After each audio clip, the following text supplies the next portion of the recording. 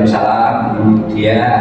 Bapak mohon maaf, saya hanya mau ganggu waktunya sebentar. Saya ada tugas dari guru penggerak. Bahwasanya saya diminta untuk mewawancarai seorang pimpinan atau kepala sekolah mengenai pengambilan keputusan yang berbasis nilai-nilai kebajikan. Nanti mohon kiranya Bapak bisa membantu saya dalam mencerahkan wawasan saya. Nilai-nilai kebajikan. Oke, tentang terima etika. Berikut Pak. Alhamdulillah, sehat Bu Dian, sehat. Oke, alhamdulillah Pak. Kalau itu saya langsung bertanya Pak. Oh iya, Bu Dian ini guru penggerak angkatan berapa? Saya angkatan 11 Bapak. Angkatan 11. Ini tugas modul 3.1. Modul 3. Silakan. Selama Bapak menjadi kepala sekolah di SMP Dandet, adakah masalah yang Bapak hadapi sebagai pimpinan, di mana masalah itu menimbulkan dilema dalam penyelesaiannya? Masalah yang dihadapi menimbulkan dilema dalam penyelesaiannya. Ya, jadi bukan hanya ada atau tidak, tetapi selalu ada karena yang kita hadapi ini adalah manusia yang tentu tidak bisa lepas dengan yang namanya etika, yang delima. Ya, dan kaitannya dengan itu kita harus tahu. Jadi harus tahu, oh ini masalah delima, oh ini bukan delima. Jadi harus tahu kira-kira ini masalah delima atau bukan. Kalau ini merupakan sebuah masalah delima, maka penanganannya nanti khusus. Ya. Kalau boleh tahu itu Pak, biasanya yang sering terjadi itu contohnya seperti apa nih permasalahannya seperti itu? Oh banyak. Kita ambil contoh murid saja yang paling mudah. Kalau murid misalkan ada salah satu anak harus mempunyai atau memiliki seragam tertentu, misalnya kejuruan atau apa, misalnya aturan sekolah memang begitu, misalnya. Tentu ini kita tidak bisa serta-merta. Kita analisis kenapa anak ini tidak bisa segera memiliki seperti yang lain. Oh ternyata anak ini memang benar-benar kurang mampu. Dia memang tidak punya, sehingga masih perlu butuh waktu untuk membeli seragam kejuruan misalnya. Maka keputusan yang kita ambil juga tidak boleh satu. Ya ada alternatif yang lain. Jadi memang kebanyakan masalah dari siswa juga nih selama itu. Ya tentu tidak yang siswa, guru, karyawan tentu beda-beda. Jadi Bapak ambil contoh yang siswa saja. Ya Pak. Untuk pertanyaan yang kedua yaitu bagaimana Bapak dapat mengidentifikasi kasus-kasus yang merupakan dilema etika? Misalkan kayak tadi murid dia ada ketentuan seragam ya, karena kan memang kita juga tidak bisa memaksa seperti itu. Dan misalkan ada siswa itu tidak memiliki kemauan atau seperti itu Pak, itu masuk dilema atau rujukan moral. Jadi harus kita analisis dulu. Tidak bisa sebuah permasalahan itu kita katakan dilema. Kita analisis kenapa anak itu tidak mau memakai seragam kejuruan itu. Ada yang anak itu kadang sudah punya, tetapi tidak dipakai, itu berarti tidak dilema. Oh iya, jadi harus dianalisis by data. Jadi dianalisis by data, kenapa, mengapa, alasannya apa, baru nanti kita bisa mengidentifikasi, oh ya ini dilema. Ya. Tentu tidak semua permasalahan yang tidak seragam itu adalah dilema. Untuk pertanyaannya Bapak, hal apa saja yang selama ini Bapak merupakan tantangan dalam pengambilan keputusan tersebut? Ya, tantangannya dalam keputusan tersebut yaitu tadi, keputusan yang diambil seorang pemimpin itu tidak mudah bisa diterima oleh yang lainnya. Misalkan sudah tahu kalau tidak seragam kok dibiarkan sama Pak Kepala Sekolah misalkan. Jadi dari orang lain yang tidak berhubungan dengan permasalahan tersebut tentu tidak mudah bisa menerima. Dia tidak melihat kenapa tidak pakai seragam. Ini tantangan, jadi itu tidak masalah. Pasti ada tantangannya, tapi nggak apa-apa. Nggak apa-apa, kita selaku pemimpin dituntut untuk mencari alternatif yang baik, win-win solution yang sekiranya bisa diterima. Kira-kira seperti itu. Oh iya Pak, untuk pertanyaan terakhir Bapak G, dari semua yang telah Bapak sampaikan, pembelajaran apa yang dapat Bapak petik atau ambil dalam pengambilan keputusan tersebut? Ya, yang bisa kita ambil dari permasalahan tersebut, karena permasalahan dilema etika itu menyangkut tentang orang, tentang rasa, tentang pertimbangan yang lainnya, maka harus ada alternatif. Ya, tidak boleh sakot intinya. Gitu. Tidak boleh harus begini, tidak bisa begitu. Iya, gitu ya. Harus pakai itu, tetapi juga tidak selalu harus pakai rasa, harus baik datang sudah. Iya, gitu ya. Kira-kira seperti itu. Gitu Pak. Ya, alhamdulillah Bapak. Dari wawancara ini saya mendapatkan banyak ilmu dan wawasan dari Bapak. Semoga apa yang telah Bapak langsungkan ke saya ini dapat bermanfaat juga untuk saya ke depannya.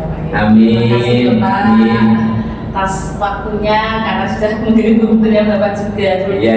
Semoga Ibu Dian lekas tuntas kegiatan guru ini, sehingga dan yang lebih penting ilmunya nanti bisa manfaat, harus ditransfer ke anak.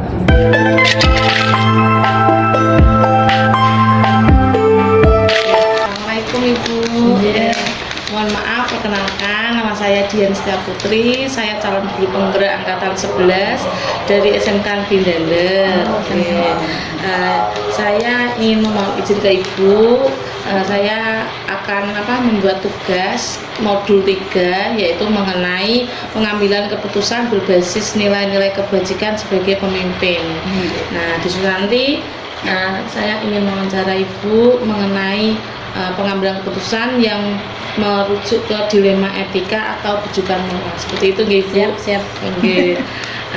Mohon maaf Ibu, sebelum memulai izinkan saya untuk berkenalan juga dengan Ibu, nggih. Ya, nama saya Bu Endar Diwayuni. Ya, saya kepala sekolah di SLB Putra Harapan Bojonegoro. Mudah-mudahan nanti dengan wawancara ini bisa menambah ilmu juga untuk saya. Gitu, makasih Ibu. Tapi ini buatan ganggu waktunya gitu. Enggak, insya Allah.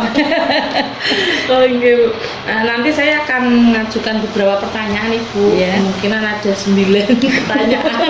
Tapi saya untuk memenuhi tugas saya ini, jadi saya juga mohon petunjuknya dari Ibu ya. Nanti apabila nanti pertanyaan saya kok gimana gitu nggih. Iya, Kalau begitu langsung saja nggih Ibu. Untuk pertanyaan pertama, selama ini bagaimana Ibu dapat mengidentifikasi kasus-kasus yang merupakan dilema etika atau rujukan moral? Kalau saya pasti mengidentifikasi dulu. Itu untuk kasus yang ada itu termasuk di dilema etika, artinya yang benar-benar tapi bertentangan. Ya, itu harus identifikasi benar-benar biar kita tidak salah antara yang dilema etika ataupun dia masuk di rujukan moral seperti itu. Kalau sudah diidentifikasi, baru kita mencari untuk pemecahannya. Seperti itu. Tapi biasanya itu kasusnya juga dari peserta didik gitu ya? Biasanya seperti itu, ya. Oke Bu, kalau itu pertanyaan selanjutnya Bu, selama ini bagaimana Ibu menjalankan pengambilan keputusan di sekolah Ibu, terutama untuk kasus-kasus di mana ada dua kepentingan yang sama-sama benar atau sama-sama mengandung nilai kebajikan. Jadi kayak gini Bu, misalkan ada Bapak Ibu guru yang kebetulan mendapatkan tugas double seperti itu dengan waktu yang bersamaan, seperti itu Bu. Kalau saya sih fleksibel aja ya. Pada dasarnya tugas guru kan mengajar. Selama tugas KBM dia mengajar bagus, dipenuhi. Untuk tugas yang lain insya Allah bisa diimbangi gitu loh. gitu. Kalau saya enggak mencari apa artinya dalam artian tidak menyulitkan gitu loh. Karena Gitu. kalau memang untuk tugas dia yang benar-benar yang artinya kewajiban untuk mengajar itu kan pasti ada jadwalnya, sudah terjadwal. Terus untuk kalau kadang ada yang guru harus juga dengan tugas yang lain dan itu juga sama-sama pentingnya gitu loh. Nah, kalau yang seperti itu mungkin bisa untuk sharing dengan guru yang lain atau saya sendiri nanti yang turun tangan Seperti itu. Berarti malah mama saya jadi bawanya nggak enak Bu. Dengan tidak terlalu mengengkang seperti itu gitu. Jadi karena bawanya kan juga masalahnya kan bagaimanapun juga ya guru tugasnya itu banyak. Kita juga harus nyadari selama untuk mendidik kita kan orientasinya sekarang kan pasti ke anak didik, peserta didik gitu loh. Kalau peserta didiknya sudah terpenuhi untuk yang pengembangan sendiri, untuk pengembangan diri itu enggak masalah gitu. Berarti kan gurunya juga nyaman gitu, ibu juga nyaman. Alhamdulillah Bu. Bu. Untuk selanjutnya langkah-langkah atau prosedur seperti apa yang biasa ibu lakukan selama ini? Kalau langkah-langkahnya ya nomor satu yaitu tadi mengidentifikasi dulu, makanya kita mengasesmen. Ini masuknya di mana? Mau masuk di dilema etika atau di bujukan moral?